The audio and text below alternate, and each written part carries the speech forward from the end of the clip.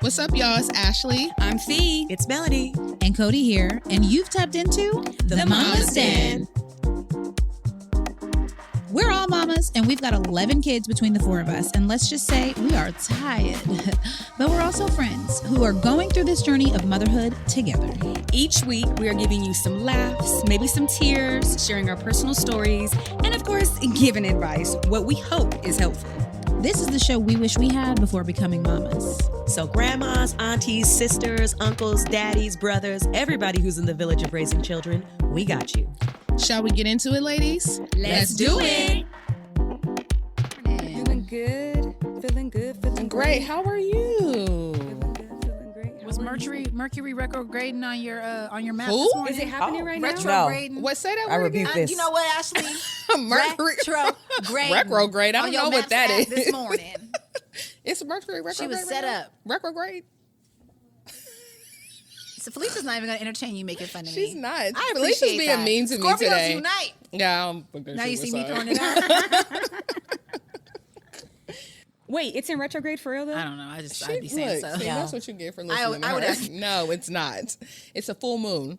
Is it? I No, it's made that not. up, too. I literally saw the moon. No, it's not. That I that know with even my mean? eyeballs, even if I don't know Mercury. What I it's don't know. doing. I'm just making up stuff. It's, Also, I'm really distracted by Felicia's beautiful skin. It does Your look cheeks fine. are like, I it's know. glowing. You guys. What's happening? You came in today extra glowy. yeah. I don't know. I didn't put powder on.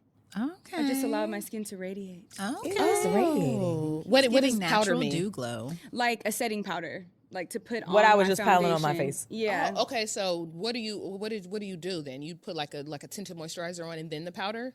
Typically, yeah, to like set it, keep it in place. But I was like, I want to feel radiant. This You is- look you do. radiant. I'm like, this is going against what I want to do. I'm like, I'm very big on skincare and all the things. So It looks Thank good you. on Love you. it. You got Yeah. the J-Lo glow. It's I appreciate working. y'all. Maybe it's all them hot dates she done been on. But Oh, What's happening over there? Oh, Guys, the dating experience. Okay, I was talking about this in the car. I feel like men are waiting for a woman to like pop off. what you mean? Like if I date someone, they're like, I want to see how you get when you're mad. And I'm like, you Oh. are used to toxic women. Like Yeah. I don't like that. It's almost like me saying I'm waiting on you to cheat. Like what type of Yeah. So I know. That's so Is that weird. weird or I'm tripping? I don't know. I think some men maybe feel like they know how a woman cares by how upset she gets. Girl. But also, why do you want to make me upset? I think it's I a don't weird ever wanna thing be to upset say with out you. I'm not loud. doing all that. I think it's okay to recognize that like you really can tell more about a person when they're upset, but it is a weird thing to say to you. Like, can you just Yeah. pop off right quick? And I don't be popping off. Like that's not what's Really? happening. What do you do? How do you handle your anger? I feel like I communicate and use my words. Come Or on, But I- if but I'm I feel- super I know angry, that's I right. get quiet. Yeah. I Pop get off quiet. sometimes. I don't know. Not all the time. I Not feel all like the Fee- time. I feel like you would. I feel like you're gonna spit your position passionately. 100%. Yeah, 100%. yeah. Oh, I am, Yeah. We know. and I do. But I don't And need I to do. like. I don't need to like go off on you. Like I don't I need see what to. you're saying. No, you know? no. That's why I was like, no. Why y'all need to Okay, stop? but in defense of that, do you feel like there's something that you want to see like a man do? Do you know what I mean? Like, okay, maybe men feel like I need to see how she gets angry or how she handles conflict. Is there like one thing that you wish that you could see like a man do? Probably that. Really? Probably that. Okay. Yeah. But I'm not waiting. Like I want to see you get mad. It's like I'm not plotting on that. I get that. I can see how that seems crazy, but on the other end, equally, I don't want to be surprised if somebody has like anger issues Yeah. and they're crazy Now either. that- Do you know what I But mean? I'm everything sure men comes feel the out in same due way. time. You You know? said what? I said everything comes out in due time. It's that part. Yeah. It's like just allow it, like allow the happiness and the freeness to just flow. Yeah, right somebody now, who's okay? looking for that is interesting. Trauma. That's yeah. Somebody Yeah. done went off on the top of their head, probably. Okay, It's I'm like, you don't want to deal with it again. You're used to dating toxic people, and it shows. Mm. I'm not her. I am not her. I'm not her. Thank goodness. Well, interestingly, today, y'all, I want to chat about this like video that Melanie sent us in the chat the other day. Mm-hmm. Okay. yeah. So this was the one with this man. They were showing like all this footage of like how kids are taught in schools in Japan. And this man is narrating and he's talking about how in Japan they emphasize, I think they don't even have tests until what was it, like think it's like third fourth grade grade or or something, like something. third or fourth Yeah. grade. And they emphasize social skills and like taking care of the environment. So and their school environment, the home environment, you know, they emphasize rest. And I think they said they didn't have janitors in They the don't have schools because the janitors. kids The help to kids- clean and take care of things, and just how they prioritize overall responsibility. Yeah. But I think for me, it gave me a brief moment of like, dang, is it too late? Because there were a lot of really beautiful values that they were imparting on these kids that I certainly wish, at least from a parenting standpoint, that I was like more firm about at home. But Yeah. how much more incredible it would be if that was reinforced in schools. In the world, yeah. Yeah. In the world, that part. Yeah. Not just Japan. Yeah. Mm-hmm. I don't think it's too late to answer your question. I'll take that. I don't. She's like, yes. Praise the Lord. Hallelujah. Yeah, I don't think it's too late. That's I love seeing that because I feel like that's how I raise my children. Like if we go to get coffee or something, I make them communicate with the person. Yeah. Because I just feel like that's my duty is to instill that in them now. Yeah. But I'm very much like I think, were we talking about this the other day? It was like, if you have a question, like they know that mom is here. Yeah. But you guys figure it out together first. Yeah. And then if you need mommy, then I will come and I'll be there. But even like, let's say it's in the morning and they want breakfast, I put the fruit where they can grab the fruit. I put the snacks where they can grab it. Like I have them participate. Yeah. Just honestly, just to equip them. And I'm like, and the reality is, if God forbid, if something happens to me tomorrow, right, me or their father, I want them to know how to do these simple things. And I feel like they're young and this is the perfect time to instill that. So I feel like I don't feel like it's too late. At Yeah. all. No. I think At all. I was overwhelmed by like the consistency of it, right? Anything that we do at home hopefully has a big impact because we are the place that they go every day. But like for the whole entire, you know, nation of Japan to like invest this time and energy in all of the youth, right, is really incredible. And for Yeah. many, many years. Yeah. I think Very beautiful. Ashley, you said you saw that doc. Yeah, I mean, so this is something that Chia like stands by. It's very much something that is a part of like the Asian culture, but also African culture, Spanish culture, every culture but American. It's very like family oriented and like looking out for one another. But there's a documentary where the kids in China, I believe, they go on like a little trip when they're like 4 or 5 years old, and so they have to. I think it's go- as early as 2. It might have been. Yeah. It might have been, yeah. But I think it's like there's like a 5-year-old trip that you like leave your home and you have to go to the store to like get something. And but across the street. across the street, get on a train, some kids get on a bus. But the community knows that this is happening. So they're looking out for these children and it's not a surprise to them. And this is like my friend, she lives in Amsterdam and she left America. She always tells me this. She's like, obviously it's like a socialist. So people have like their pros and cons of that. But she said it was so weird when she moved here because we had school drives. And she was like, we don't have that in our country. She was like, everybody has books. Everybody has school supplies. It's a part of the government funds it regardless of your income. So a lot of the things that are like normal here are so weird in other countries because it's more based on like community building and making sure that everyone is good. So it's wild to see, but then it also makes you feel like our children are so coddled but not in the best way. Do you know what I mean? Like they're not learning life skills. Even they took out, what is that? Home ec. They don't have that anymore in school where they taught you Man, just that like was my basic favorite things. class. Oh, wow. I I was know. sewing and And like cooking. wood shop, Yeah. we don't have any of that anymore. It's like Yeah. they're just raising everybody to work and that's it. You know what's interesting? How you were saying it's like a community thing. I remember one time we went to a coffee shop, and like I said, I have the kids order their own stuff, and the man at the register was staring at me, but Peace was talking to him. And he didn't acknowledge her at all. And I'm like watching everything that's going. They probably think that I don't even speak English because I literally don't say nothing. And so, and I give them my card, like they know what to do. And so he's like, can I order, let's say it's like a chai tea or something. Can I order a chai tea? And he ignored her completely and just looked at me. He's like, how can I help you? And I was like, but I had to, I was like, she's talking to you. I was like, you don't hear her talking to you? He's like, oh, I'm so sorry. But I'm like, yeah, you probably thought I didn't know what was going on. But I'm like, but even in that instance of teaching her, like, not all adults, sometimes they don't even want to talk to kids. They don't even like kids, It's like, but it's definitely a community thing for sure that I think would be game changer. Wish everybody would be on board. I know. Shoot. No, Exactly. for sure. But for another thing too is I feel like you were saying like our kids are at home and then this is like the value system, but it is hard because they are typically at school longer than they are at home. So like if our school systems are not including those values, then you are kind of like batting in a negative a little bit, That's why it's super important to instill that at home and all of the value systems that you want, but then also maybe looking for schools that are different and alternative that provide that. Like, there's Montessori schools and there's like, I found out there's a outside school here. What is it called? Muse. Like, It's a Muse outdoor school. What does that mean? That just nothing is inside? It's all outdoors, all outdoor learning. What about when it's raining? I'm They just go curious. under like I'm a just little- They saying. probably go got under like a some. They little probably got thing. some sort of like. Yeah. We have them by my house. oh, so it's really all outside. The toilet's outside, like everything's outside. Say This what is now? wild. But, value everywhere. But to that point, like Montessori school, I remember we had Cam in a Montessori school when he first started.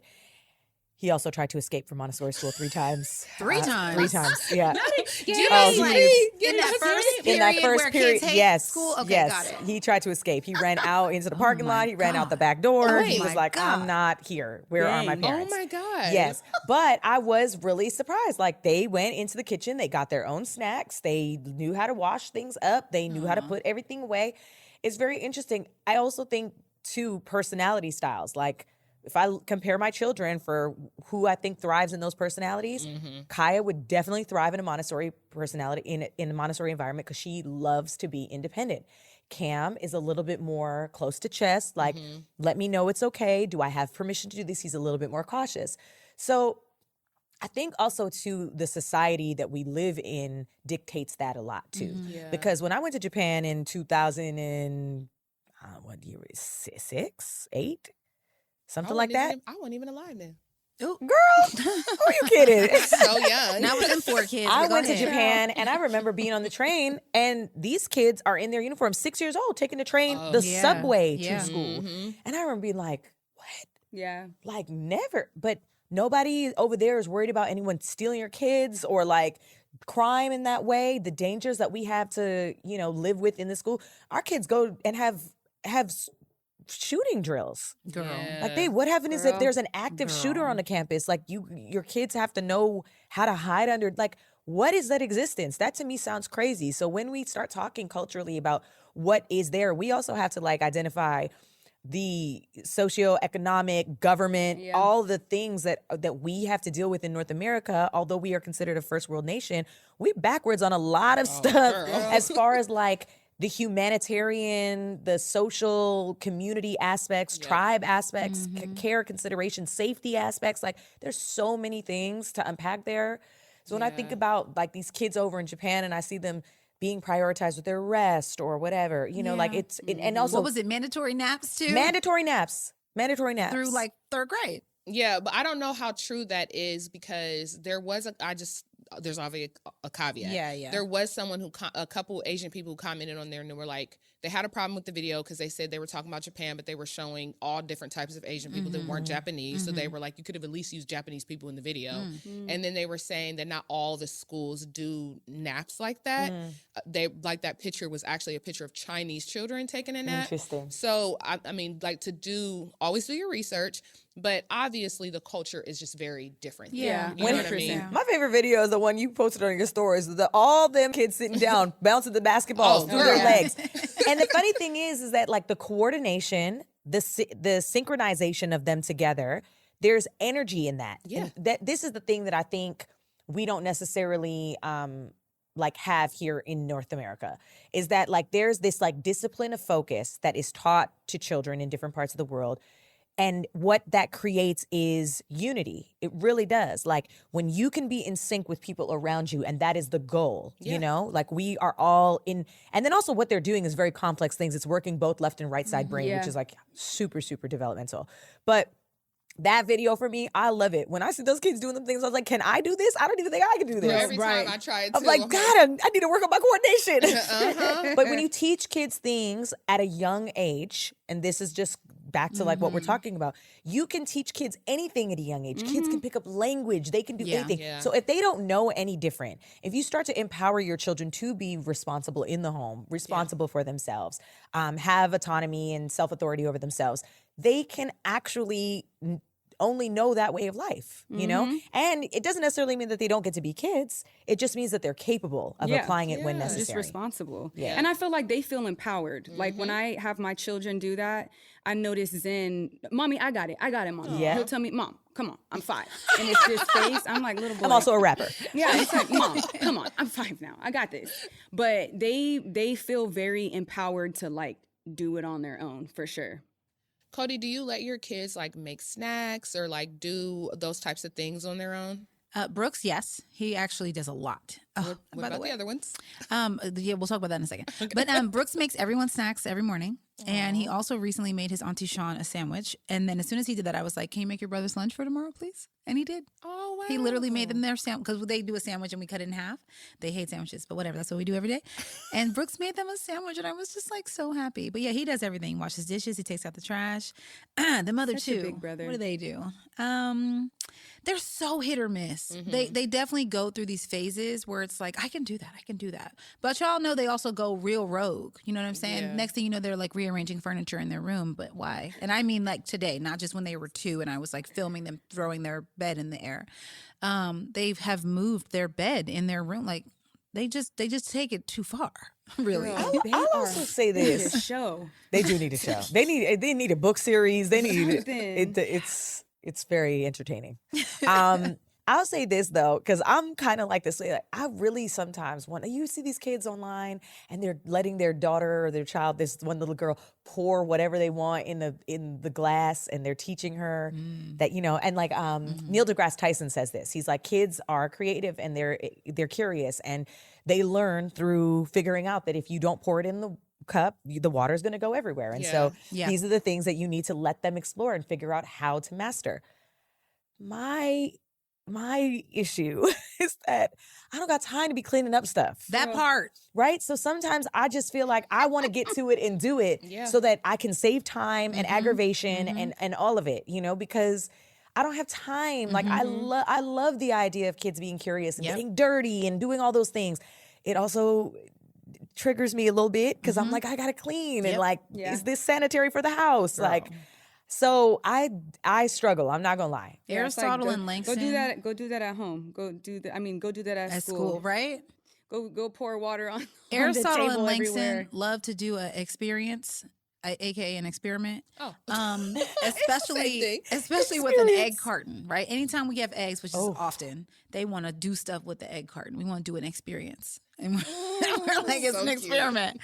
And I know that means A mess. water, soap, and whatever else. But at that point, the egg carton is no longer an egg carton. It's just cardboard that's now wet. Now, you know, there's plastic egg cartons too. But usually it's not that one.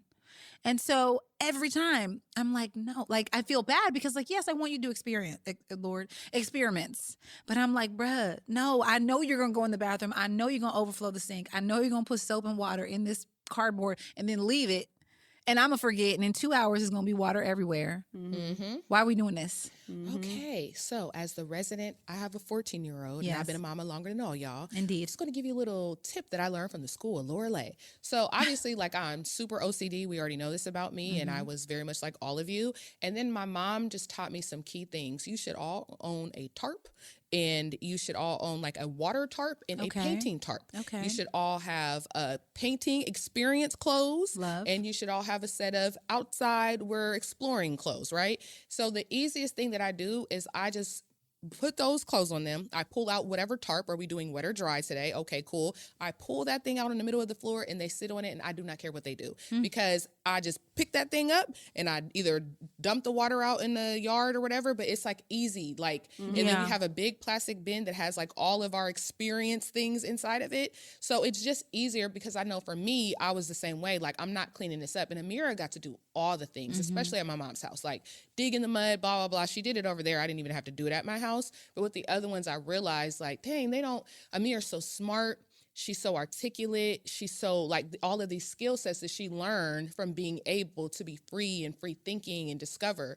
So my mom was like, Ashley, if you just get these tarps, like you don't have to clean, don't let them do it on the sink. They don't need to go in the bathroom. Right. Put it in a bucket, get them like all their little washable, we have washable everything, and then put it in the middle of the thing. She's like, they want to paint something, they want to create with mud and wrap that thing up, throw it in the garage, keep it somewhere else, you know what I mean? Or put it in your little plastic bin.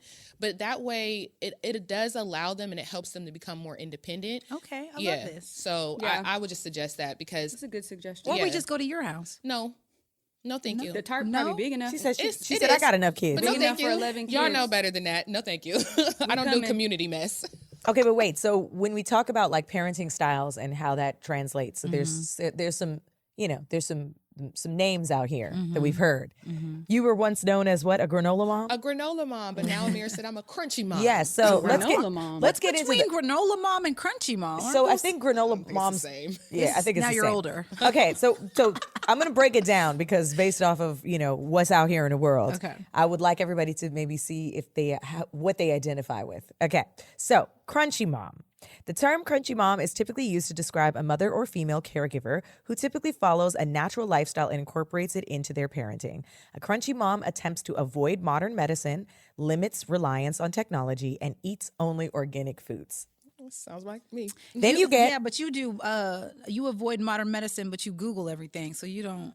I do. She's like, I oh, could we be died. a modern we died country mom. yesterday. Oh, we're all according gonna to die. WebMD. let's get into there's levels. Yeah, let's. You could be a hybrid. Let's see. Okay. Now, next is the silky mom. A silky mom is someone who practices a lenient parenting style that embraces modern technology, science, and convenience.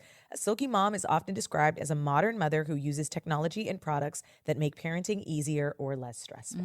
Hello. Next, scrunchy mom. This is hilarious. That sounds like a combination of crunchy and silky.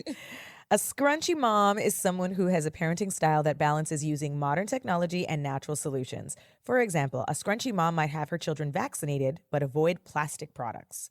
The term scrunchy mom is used to describe a mother who is a blend of crunchy and silky.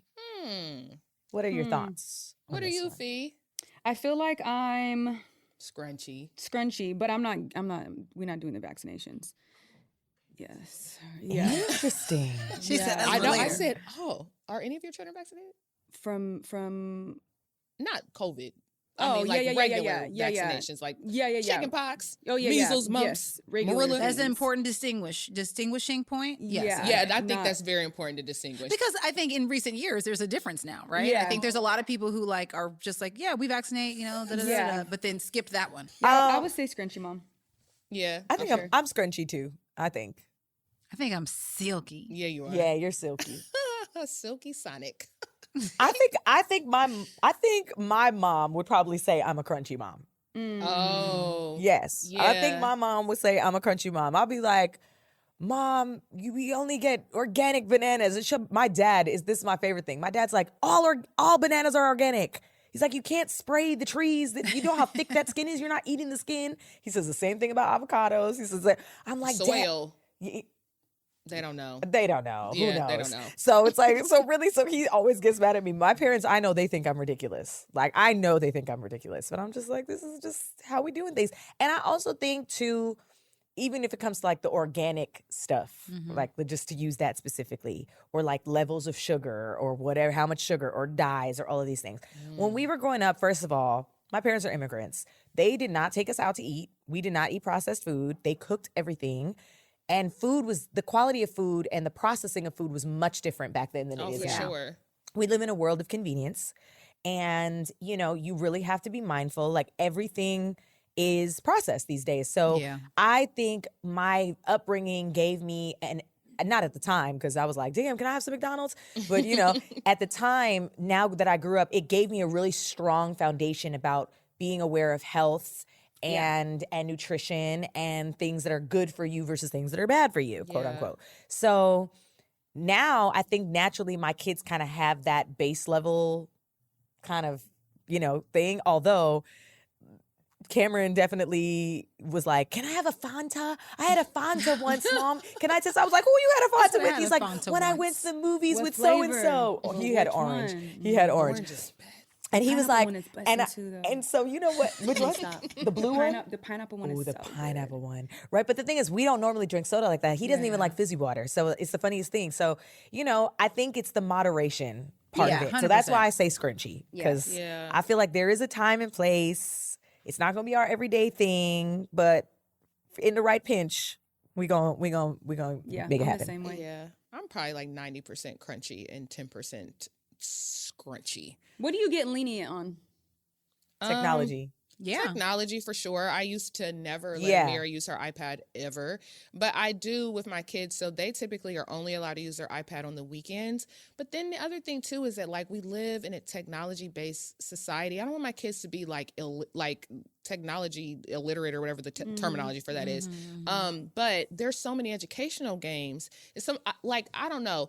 They have blue light glasses. For me, I worry about like I noticed with Azara. She kept saying her eyes. I've taken her to the eye doctor like 4 times. She kept saying my eyes hurt. It's the blue light from the TV or the iPad. And like I remember, you know, we grew up, we didn't have computers at that age, our eye development. Yeah. The first time that I ever worked in a call center, I started getting migraines, like so bad. And it was like the iridescent lights and me staring at my computer all day long for work. So I ended up having to get glasses for whenever I was using a computer. So I think about that with her, like I want to be mindful of the amount of like strain that's on their eyes, but they use like Duolingo and like ABC Kids, all this stuff, like these fun educational apps. So we use Duolingo once a day and they do quick math, and that's a part of their schoolwork. So it's like 15 minutes. I let them do their little lesson that's on there, but they're not allowed to play on their iPads unless it's the weekend, and they only get an hour, and it's usually Roblox. But that's it, because I'm like, you don't need to, you know, like they start to like dumb themselves down. And then I would say I probably made some leniences on food that I never had as a child. Like there was no dairy period growing up, and not really with Amira either, but I'll like let them get, not Asia, she cannot have dairy period, but I'll let the other kids get like regular ice cream or something, you know, or like every once in a while I'll let them try something, but we don't do food coloring or any of that in my house. It's just, I don't know, it's out, because I see the immediate effects on Asia's skin where it makes it easy for me to be like, you don't need that. You see now that you're itching or your skin is raw, like, so now she, you know, they don't have the stomach for like processed stuff either. Yeah. It like Like the immediate. enzymes. Mhm. Yeah. Every time they go to a birthday party, they eat a piece of cake, they're like, they'll eat a little bit of it and they're like, it's too sweet. Yeah. And then they don't want it no more. And I'm like, yes. I was talking about this technology thing with a friend of mine recently, because evolution is a thing, right? Like we all evolve. It's happening. And I see it with Kaya. Like we don't let Kaya be on like tablets or phones. Yet she knows how to navigate a phone like somebody gave her a full tutorial of it. When I tell you she can pick up the phone, she knows where FaceTime is. She knows how to call family members. She knows how to go in between apps. I play my music. I want my songs. Like she knows how to do that. We've never encouraged her. It's just like downloaded. She came programmed this way. So I wonder what the future of kids and technology looks like, because, you know, we were told, okay, avoid screen time until 2 and like don't allow, but like their brains and the capacity, like we're slowly turning into computers. Like we personally are slowly turning into computers. So I'm wondering if that changes, like, do those rules then change? Because we're the bridge, I think, where our minds came from an analog world going into a digital world, where these kids are growing up in a digital world. Oh, for sure. They're not going to know anything analog. It won't be anything different. So what are they evolving past? I'm sure there's neurological and developmental things as far as like, you know, babies can't see initially, you know? So there's probably like physical things, and an expert would probably have better insight on that than us just discussing it. But I always wonder if like, like by the time Kaya has kids, if she has kids, will they just be like computers? Like, will they'll know how to work technology as soon as they can crawl? I feel like Dang, that's crazy. Yeah. their eyes will develop for like you said, evolution. Yeah. There's things that we have that our parents didn't have, and I think that babies will our cells and all of that changes. So maybe children will start being born with blue lights in their eyes. Just protect them from the TV Lord. screen. Yo, I really wonder. Probably. I don't know, y'all. I'm still gonna eat organic though.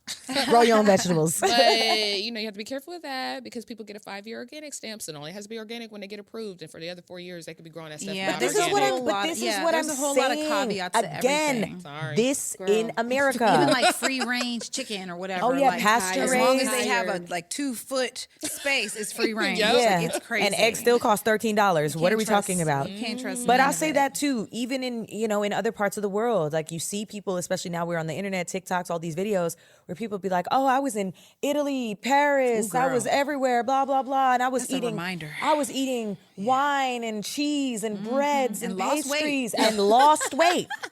Meanwhile, it's over here. Girl, The remind way me to these go to Italy GMO right foods quick. are, and It's it's inflammation. Inflammation. A lot of times it's not even like actual fat. It's like we are literally walking around inflamed. Like remember, I was like, "You are glowy there." You're like, "Oh, I haven't had bread in 2 weeks," and I'm Yeah. like, "It was probably just inflammation." 100,000 Which pounds. is wild. It's a good reminder. Like though, it's a good reminder. Like for real, that what we put into our bodies affects how we feel and how we look, Yeah. and we want to feel and look good. Yeah, well, we should probably live somewhere else. Then. You look. that's the plan. Right. And what's next? Cody. But no, Melanie, you made me think of something when you were talking about like just the evolution of things and even how we parent differently from our parents, right? Okay, so I was reading this article on parenting.com, right? And it was talking about when it comes to parenting, millennials like us are more likely than prior generations to encourage their kids to live their authentic selves, and leaning into the movement to help gender nonconforming kids to be happy with who they are. It even says some millennial parents who were helicoptered over in their youth are taking on a freer approach to parenting, allowing their kids to explore and create without like constant structure and supervision. So my question is, how much of your parenting styles are influenced by your parents? And are there things that you absolutely stick to that when you became parents, or said like, nah, I'm definitely not doing what they did? Yeah. I'll probably say right off the bat, the independence part. I feel like I had to be independent very, very young. And not by choice, but it's just because my mom had 3 kids and my dad wasn't around. And I definitely instill that in my kids. But I felt like growing up, I was independent in all of these things, but I didn't necessarily feel like I could call on my mom. Like I felt like I always had to figure it out for the most part.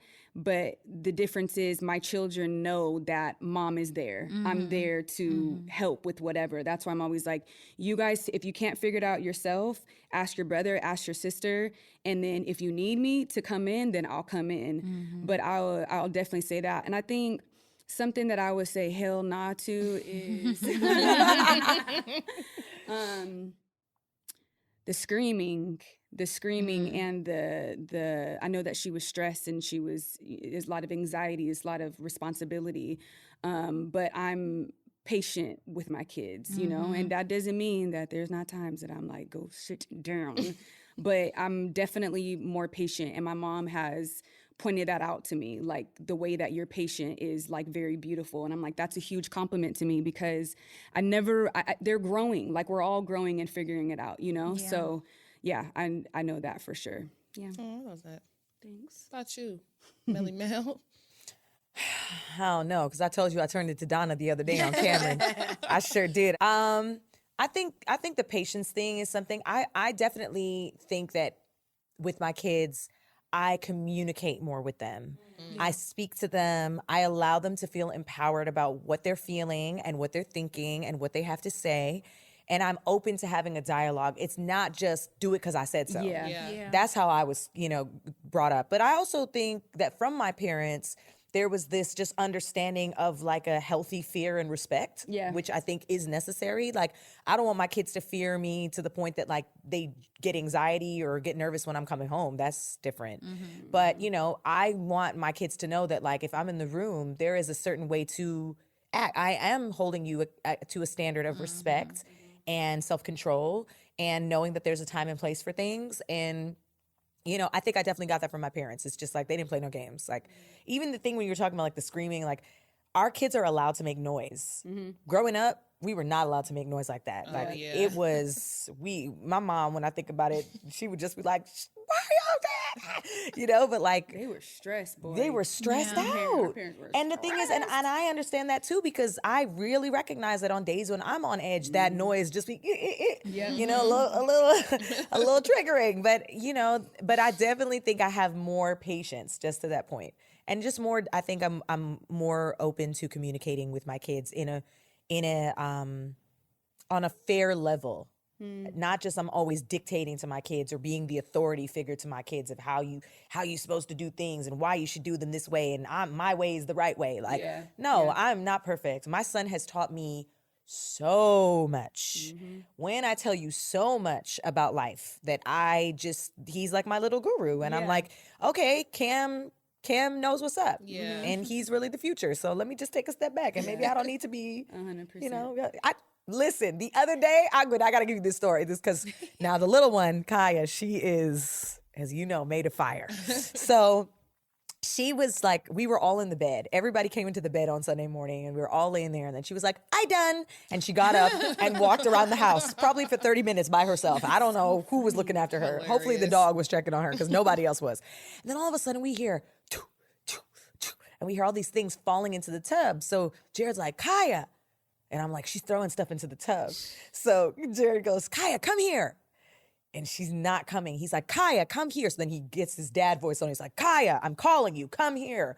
And she goes, okay, I'm coming. Be quiet. Oh. And Jared, Cameron, and I literally looked at each other like, what is about to happen right now? Because it was two things. It was like, she hear say that? No, but you see, the thing is that she was literally being like, all right, I'm coming. Stop yelling. Like, you're being loud. Right. Yep. But it's like, he's like, but I had to get loud because you weren't listening to me. This is my you know, life. but her response was just so matter of fact. Be quiet. Yeah. And then she walked in. He says, you don't tell me to be quiet. She said, be quiet, Daddy. Ooh. Yeah. And like, that, she like doesn't understand what that means. Yeah. But she kind of does. She like, I'm not trying to be loud. disrespectful, Be but quiet. like, be quiet. But be quiet. Yeah. Like, you're yelling in my face now. Like, and I'm already coming. I heard you. Okay, I'm coming. Wait. I was doing something. Yes, exactly. Throwing stuff in the tub. And exactly. And I recognize that that's actually just her personality. She's just very matter of fact. She's very independent. She's like, I hear you, but I'm doing something right now. Yeah. I'm not burning the house down. I'm just Right. throwing my Elmo toys And in if the I empty was? tub. And if I was, Oh, baby. right? Y'all You know, would but figure it out. but seeing your kids for that, I think that Yeah. that's the thing that I see my kids for who they are, and I don't take as many things as I think personally as disrespect. Yeah. That's good. Yeah. You know what? I'll share this story really quickly. The noise thing. Like when it's a day where you're like, oh my God, I don't want to hear no noise. Zen has this little ball that he just keeps bouncing and bouncing. And my thing is no balls in the house. Like don't throw them in the house.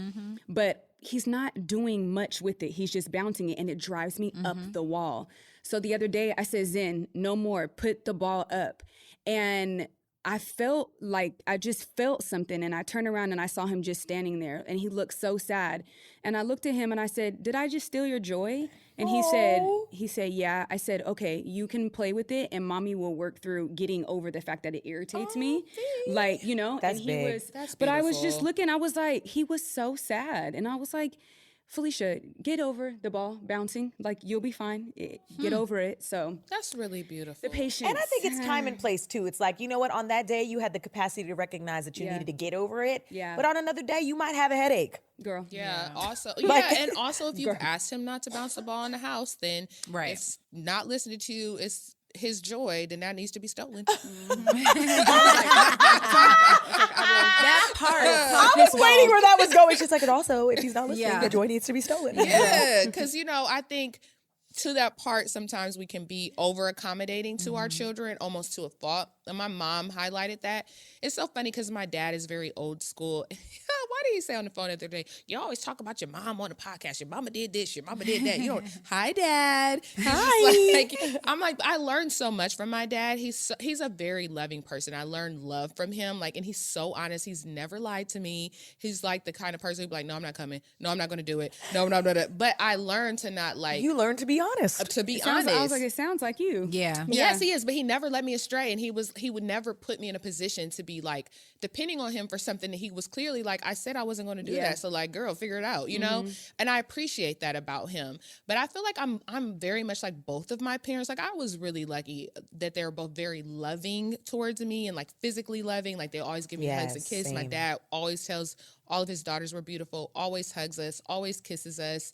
And it's just like a really beautiful thing. And I'm really like that with my children. I'm actually very surprised that Chia is like that because his dad's not like that. Like they're not very like huggy, touchy, feely. I'm very much like my parents. And I think my mom specifically, obviously, like that's who I was in the house with every day. And I do parent the same way that she did, but I have help. So I hate saying, like, you know, we talked about this before, Felicia, how we were raised by single moms. And it's different when you don't have support because you are more stressed. You don't have anyone to tap out with. So I see in those moments where it actually just makes me feel really bad for my mom. Like when I'm on my period or when I'm sick. And I can be like, Chia, nah, get them kids and you away from me real quick. My mom never had an opportunity for a break ever. And it just sucks because that is what was causing her to yell or to be irritable or like, I remember the first time I had the flu with Amir, I called my mom like, girl, was you ever sick? Did you ever get the flu? Right. I don't remember my mom being sick and she had to have been sick 18 years that I was like growing up. Never remember. I don't even remember my mom laying down. I just remember her like in the kitchen cooking, taking care of us. That's all of my memories, never resting. Yeah. So it's kind of wild, but I definitely have her parenting style, very like free, open. Me and Amira talk about everything. She gets in a car as soon as I pick her up from high school and she downloads me on her whole day.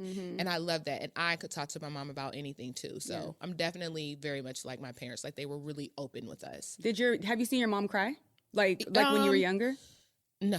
I feel like obviously the first time I saw both of my parents cry was when Rebecca passed away. Yeah. I can't remember them ever crying before then. What about you guys? Yeah. I don't think so, but as y'all know, when my parents got divorced, I was very much like shuffled between these two houses and my sister went to college. So I don't remember tears as much as just like very much humanness. Like I was seeing them, my parents, as individuals in these new environments and all of us just trying to figure it out. Yeah. And so I never I'm sure I can think of something, but for the most part, I just saw like vulnerability and like, yeah. How's that? No, go ahead. I was like that same thing. Oh no, I think when I think about tears, I don't.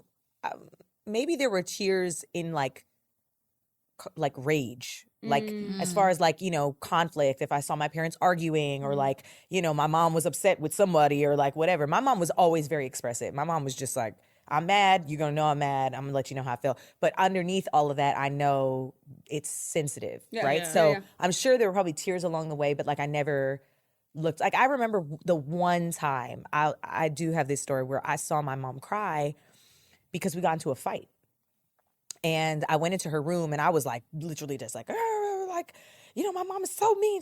And I went in the room and she was crying. Aww. And I was like, what? I didn't know what to do with that. And I was like, what is this? I think I was about 12. And she was like, I was like, why are you crying?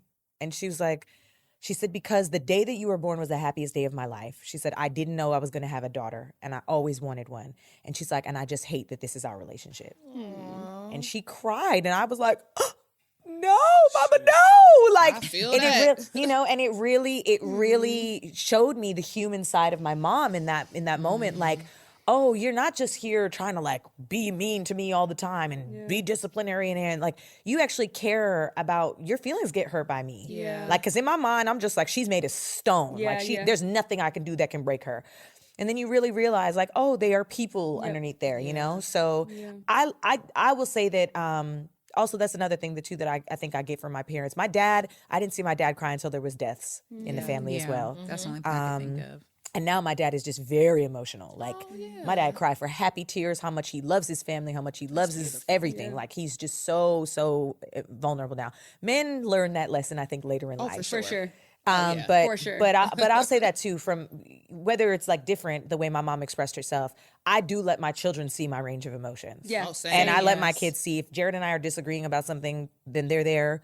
They can see that we can respectfully do that, Yep. and then also make amends and come back and be in love again. Yeah. So I got that from my parents. Yeah. Oh, my kids know I'm a crybaby. I actually have a question get for you, these. Cody.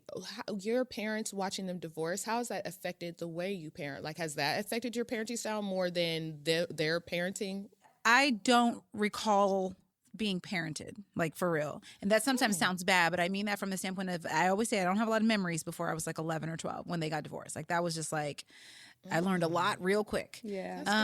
And I really don't like, I just remember life, you know. I remember going to school and playing sports and going to church on Sunday and like, but seeing my parents as individuals for essentially like 12 years old on, with my sister going to college and seeing that humanity, seeing just those individuals, of course, at the time, not processing it in that way, just like course. experiencing like, okay, it's just me and her. What are we supposed to do? You know, and with my dad, and even more so, it's like, oh, hello, hi, what are we doing in this house? And so it has made me want my kids to see me as human. Like it's made me, I guess, realize that everybody doesn't have that experience, and that most people don't see their parents as like human, a man, a woman, a person with a job, you know, just a person trying to figure it out until they're trying to figure it out as an adult. And for me, my experience of them was like my homies, if for better or for worse, you know? Cody, do you remember your parents arguing before they were divorced? Nope. See, that is interesting to me. I figured that because when you say you don't have any memories and then that you just remember them getting divorced and that's like the starting point for you of your childhood, it leads me to believe that they probably never argued in front of you. My sister saw it. Okay. But I didn't. And so I don't know if that was late at night and, you know, she's sneaking in, you know what I'm saying? Or what. But she saw a little bit more of it, but I did not. I had no idea. Did you ever go to therapy when your parents divorced? I don't think so. I'm trying to remember. We did, like, at some point, I did therapy with one of them, but it was like for them. I think it was my dad at the time. So when when my parents got divorced, like the way that I found out, I just remember being in school and like someone coming to the door with my sister. Whew. And it was like, your dad's in the hospital. I was like, what? He was in rehab. I didn't even know he was alcoholic. Like, wow. So I really knew nothing. And that was the beginning. Like that's my vivid memory of like everything changing after that. Wow. And so for my mom, you know, it was like, girl, I mean, I know everything now. Right, You know what I right. mean? But and my sister knew a little, but like that was it. That was just the shift. And then he has his own apartment and we in the house, and that's just what it was. Oh, babe, that's sad. I mean, at That's this point, like I'm heartbreaking. not to downplay it. Yes, it probably was then, right? Or was then, but it was also like, okay, he's okay, right? You know what I mean? Sure. And now looking back on it, I don't think of that moment as sad as much as just like that's the moment everything changed. And I am truly grateful for my experience of each of them as individuals. Like Yeah. I would not have had that otherwise. Yeah. And of course I could have had something totally different if they were like happily married, but they Yeah. weren't. Yeah. And so I just look back on that and I'm grateful for it. My mom was stone cold. Like, no, yeah, she wouldn't. She would show the main emotion my mom would show, I feel like, was anger. But I think underneath it was anxiousness, you know? But and then my dad, like, we didn't have a super close relationship growing up, but now that he's older and we're closer, he had texted me the other day and was like, Fee, I've been so sad, I'm just crying, because he had to take a job on another island, and he was just like, I'm just sitting here and I'm crying, like I just feel so sad, you know. And so I feel like now they show more emotion, you know. Even my mom was telling me the other day, she was like, you've always been so emotional, it's just like too much for me. But I've always felt like that. So when I was younger, I feel like I was suppressing so much of myself. Yeah. Even as an adult, I still have a hard time with trying to express myself emotionally. Yeah. You know, it's not the easy, it doesn't come naturally. Put it in chat. Put it in Chat GPT. Yeah, that part. Put it in Chat GPT. But I feel like in spaces like this where I feel safe, and then, you know, being able to identify like, oh, I have to feel safe before I can open up and really share how I actually feel. But for so long I thought crying, I thought something was wrong with me. Oh, friend, why are we crying? What is happening? Stop it. What is happening? No, it's okay. No, we don't say stop. No, what I mean, don't stop. But I mean, like, Yeah. why? Tears are good things. What's bringing on this release of toxic energy? You know, tears No, are just it a might be toxic. No, it's positive. like, but it's like leaving your body. It's a I'm good not thing. paranoid. Oh, Yeah. I was like, You know, different tears. I don't know. I different think things. I'm. I am. I think just talking about my dad. yeah. It's like I don't care about them getting divorced. You know what I'm saying? At this point, like it is what it is. But I had a great relationship with my dad. I'm sorry. It just sucks because I feel like I understand how you feel, obviously, from losing my sister, but like it's not my parent, and I do feel like that is very different, and it just is a sucky feeling. Like is. all of the love that we have for our parents, that transfers into grief when the person passes away, and it's almost suffocating because like we really just go day by day trying to like push through and, you know, like just keep going. But then those moments, like now when something happens and like a memory is unlocked, then all of that love comes pouring out and you cannot call them, you cannot touch them, you cannot hold them. So it's like, it's almost like it's suffocating you, you know, and you can only cry, and then it's like you go through a whole logical process of like, I know they're not here, so I'm just Right, going to cry. But right. then it's a sad, okay, I got to move on. And it's like a sad cycle of grief forever until the end. I can never stop. I can just like laugh because it's forever. Yes. Yeah, it's forever. Oh Jesus. That sucks. Yeah. Yeah, I didn't know that when Ashley started asking those questions. Like in all the conversations that we've had, I've never realized that kind of is a turning point in your life. And I think we can always look back on our childhood and recognize when we do have very like pivotal moments that give us a dose of reality. And it's like, wait, this is what life is. Yeah. But to even talk about it this so many years later. I talk about my dad, you know, a lot or you know, it just depends. It's all relative. But when he passed, he was married. And so sometimes it's hard because the end of his life was really difficult. Yep. But just going back to like the relationship that we were able to have and just feeling like sharing this. So my dad was an alcoholic. He was a doctor. And so at some point, and my mother was a lawyer, and my dad took house calls, which my mother eventually had to like start taking and covering for him. Everything ultimately was fine. He continued to practice until the end of his life. But the stakes were very high, you know, for him.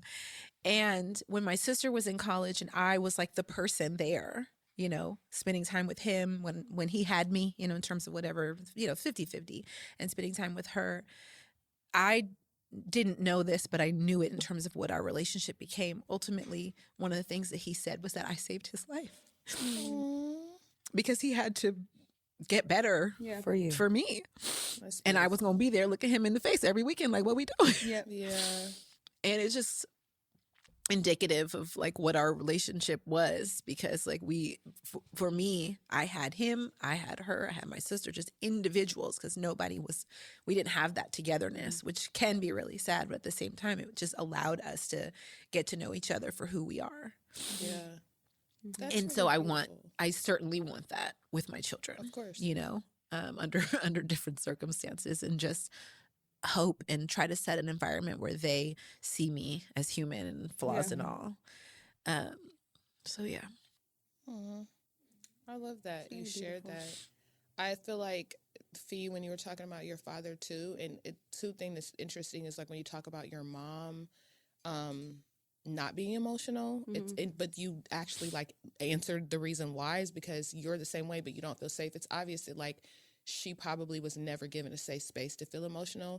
Typically when people feel uncomfortable being in emotional situations is because they were never taught or Yeah. honored in Yeah. that space. So Yeah. it's very uncomfortable Yeah. for them, you know?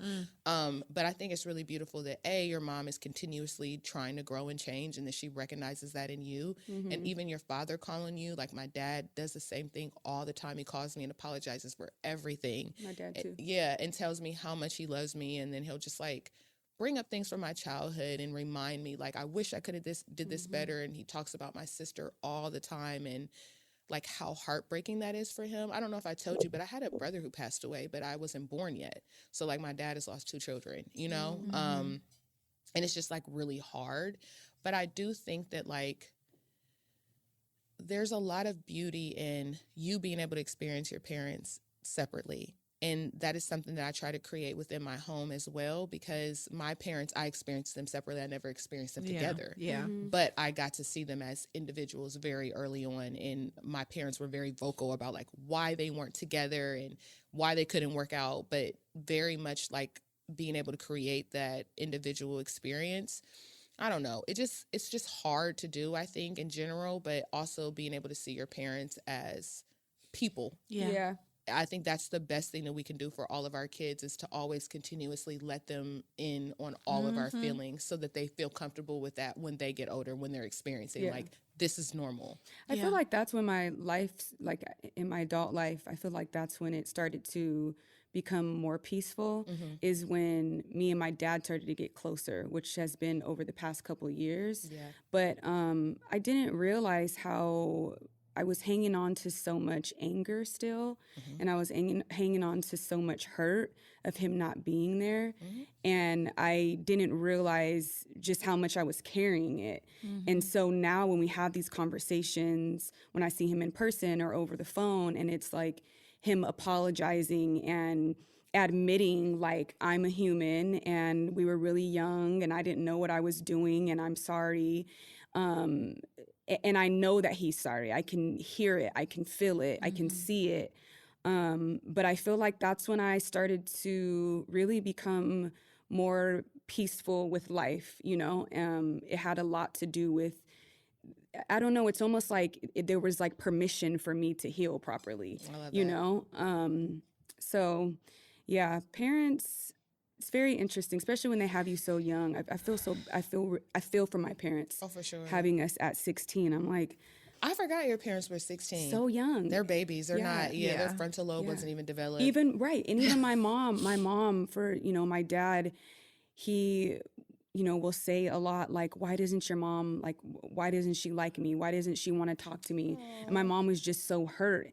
And, you know, I think in my relationship with the children's father, you know, it's important for me to show them, whether we're together or not romantically, this is what respect looks like. This is what, you know, healthy parenting looks like. Yeah. Me and your dad are individuals. And so I think us modeling that, my mom is able to see that it's possible. But I've had to talk to my mom and, you know, tell her like, Mom, I feel you. I understand. Like how you feel is extremely valid. But also at some point, like, we got to keep going, you Is know? your dad remarried? Yeah, remarried. Does he have other children? Mm-hmm. That's why. I'm like, my dad he got all the kids, girl. Okay. But He been had all the kids. that's probably why, too. Not been had. Your mom is just like, it's probably just too triggering for her. And she may never get to that space, because no one really wants to see the person who didn't treat them a specific way, treat somebody else that way. Yeah. Like, you got to really be in a space to like let that go. Mm-hmm. You know what I mean? And if not, then she's probably like, y'all grown, you could talk to him, I don't have to. Like, Yeah. for her, it's not important, you know? Yeah. Yeah. Which sucks. She's gotten better though. She's accepted his requests on Instagram. She'll respond to a Growth. DM. But I've definitely had to be like, Mom, like, Yeah. we have to, you know. And she knows it. She'll be like, I forgave your father. I forgave him. I'm Right. like, girl, But the I way ain't you forget. The way you answered that, I don't know, sis. Well, but I admire you, and I definitely admire my mother, because I'm telling you right now, I would probably be that person. I don't know if I could look at Chia and talk to him and be his friend like Yeah. that. No, I feel like it takes a really strong, because really as a woman, you just got to let it go. You know what I Yeah. mean? Like, if they weren't there for you, they whatever left you, whatever, you got to decide, like, I want my kids to have a good relationship with their father, so Yeah. I'm just going to push all my feelings down and be the bigger person. I don't want to be the bigger Yeah. person. See, I don't Ever. see this is the thing too. For That's true myself, of you. I don't push the way that I feel down. I let that shit come up. Like up and out. And there were times where I communicated it healthy, and Yeah. there are times where I didn't, But I always make sure it comes up. A situation happened, and Ashley could see it on my face that I was going through it, and I hadn't been this upset about something in a really long time. But I called her and I allowed it to come. That was my moment to allow it to come up and to cry it out, because it takes more energy for me to suppress it than to just express it. Yeah. And I refuse to walk around heavy and be, step outside of who I am and be a light spirit because of this. It's like I don't want that for me. I don't want that for anybody that's around me, But I think allowing it to come up and a safe space to do that, whether it's therapy or friends or I think is really, really, really important. Like, it's easy to hang on to that. It's easy to be offended. Child, by the father of your children, it's so easy. But it's like, got to master that part of you, you know? That's beautiful, though. Yeah. That's really dope. After separating, one thing I can say about myself is I look at myself in the mirror and I'm like, I am that girl. Like, I am that I can't say it, but Beautiful queen. I'm so resilient. I'm so strong. I'm so determined. I'm so, my perseverance is crazy, but I'm like, that situation literally has molded me into the woman that I am today. And I'm so proud of her. Like, did I know it was going to come at this expense? No, but I am that girl. Okay? Yeah, you are. Listen, I'm going to say this because I know we've been talking for 12 hours. But I will say this to end off on what you said, even to our parents, everything that we've been through, everything that we experienced, every interesting fact, story that we didn't share, that we didn't know, only that we're uncovering now, every single thing amounted to us being who we are. And so I remember seeing Oprah say one time, like, she had a very tumultuous relationship with her birth mother.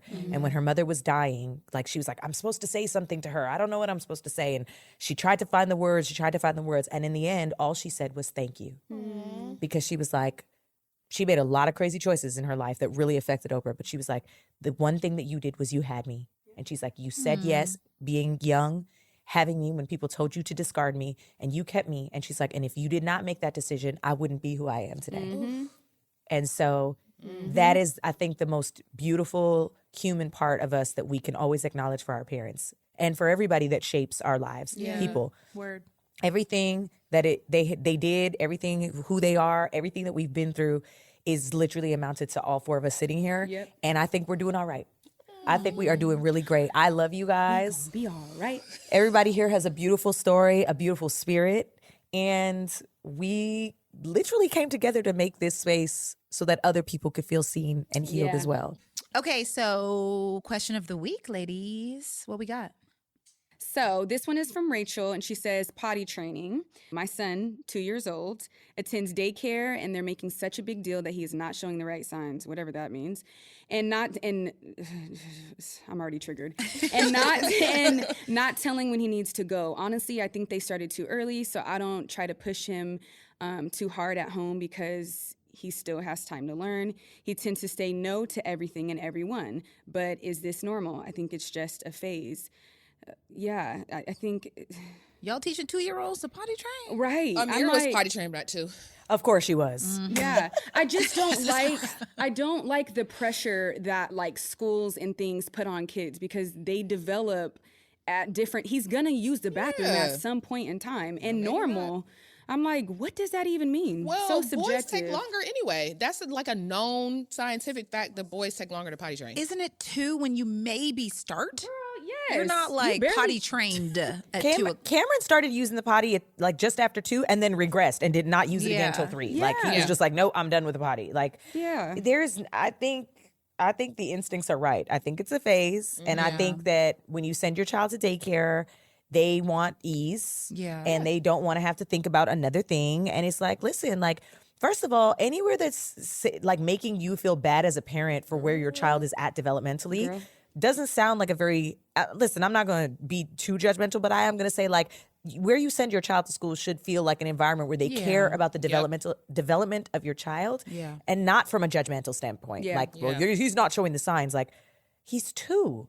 Yeah. Also, like, why wouldn't they just like make? There's schools that have a requirement. If it matters that much, then make it a requirement that they're potty trained before they come. If not, then relax. Right. Yeah. School, relax. Relax. We got pull-ups. We got diapers. What are we talking about? But I think that 2 things. Number one, every child is different. Yes. So that like that out the gate. 2 of my children were potty trained at 2 years old. Like by the time they were 2, and one of them is not potty trained now. She's 2 in a couple months. She's not potty trained, and Have you started?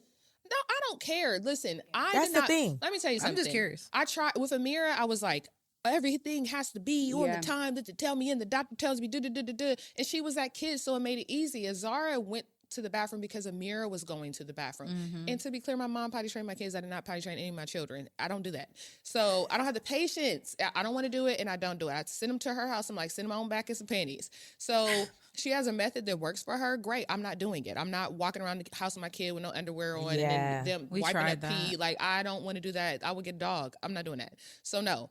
But I can tell you this. When they're not ready, do not do it because you create a negative experience with the bathroom. Wait until they're showing signs of readiness. They will regress at some point. It is totally normal. It is absolutely okay. And just take your time. Like when they start going into the corner at a specific time every day, start taking them to the bathroom at that time, you know? And then like actually peeing takes longer. Like the poop is easier to potty train. The pee is not, because it just comes like any old time. Do you know what I mean? So typically like your kid knows when they have to poop. So it's easier to be like, okay, let's go to the potty to poop. But they pee, you know, when they have a diaper like 8 million times a day. They're not going to the bathroom at 2 years old. I'm gonna be honest with you. I love diaper life.